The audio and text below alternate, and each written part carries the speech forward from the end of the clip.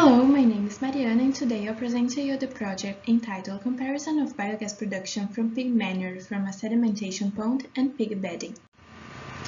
In 2020, Brazil was the fourth biggest swine producer in the world, with 4,000 million of tons produced.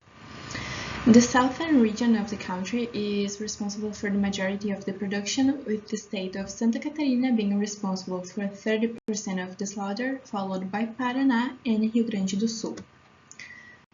Along with animal manure, agro-industrial and domestic waste can be used as biomass for biogas production, and the biogas produced can be used for the generation of electrical and thermal energy, can be used as vehicular fuel and as fertilizer.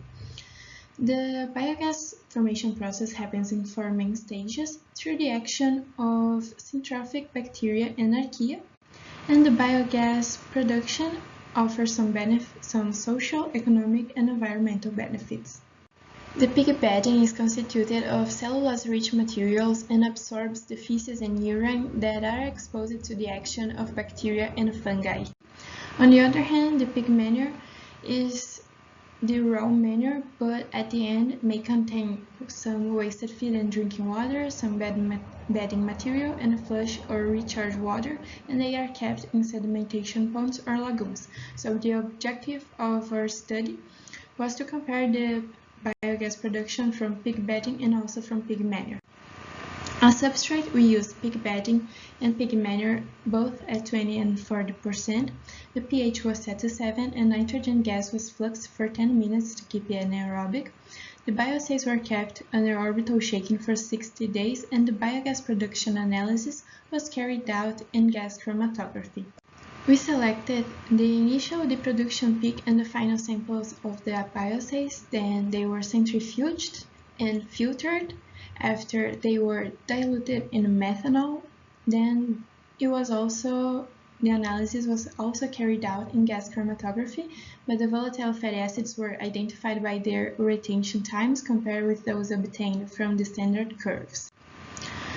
All of the bioassays produce methane at the end of 60 days, but the higher methane production was observed in the bioassays using the pig bedding.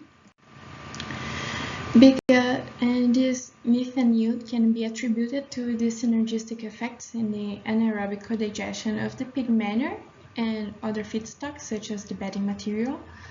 And the animal manure itself has lower volatile solids content, so the combination with other substrates is better for a more suitable carbon to nitrogen ratio. In the pig manure bioassays, we observed the presence of acetic acid in the initial sample of the 40% bioassay, but it was consumed till the end of the experiment. And the substrate conversion to acetic acid contributes for a better methane production because the acetic acid is immediately used for the production of hydrogen or for microbial growth. In the pig bedding samples, we observed acetic and propionic acid present in all of the samples. The peak sample of both concentrations showed high abundance of volatile fatty acids. The most predominant ones were butyric, acetic, and propionic acid, respectively. And the acetic and butyric acids in this order are among the most favorable volatile fatty acids for methane production.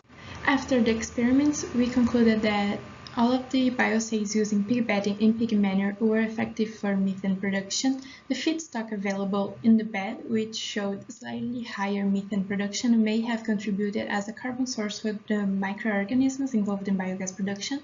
A higher amount of volatile fatty acids was detected in samples using pig bedding as substrate, probably due to its higher lignocellulosic material content available for degradation, and the results show the potential of pig farming residues for biogas production.